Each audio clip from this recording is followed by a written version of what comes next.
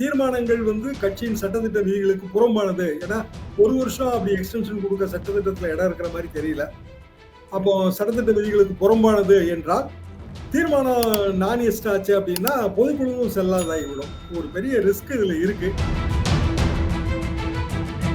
தொண்டர்கள் அங்க 2 வகையான தொண்டர்கள் இருக்காங்க. ஒண்ணு டாக்டர் அன்புமணி அவரால் உருவாக்கப்பட்ட நிர்வாகிகள். அவருக்கு கீழ இருக்கிற தொண்டர்கள். அவர்கள் வந்து இதை வரவேற்பார்கள்.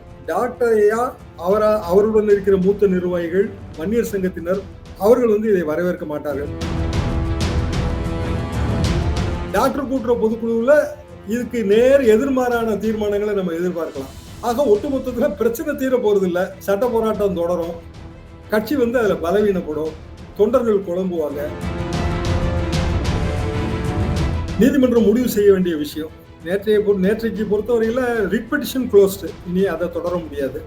ஆனால் சிட்டி சிவில் கோர்ட்டுக்கோ அல்லது ஹைகோர்ட்டோட ஒரிஜினல் சிவில் சைடுக்கோ டாக்டர் ராமதாஸ் தரப்பு போகும் தான் நான் நினைக்கிறேன். எனவே இந்த பொதுக்குழு தீர்மானத்தோடு இந்த பிரச்சனை முடிவடையவில்லை என்பது எனது கருத்து.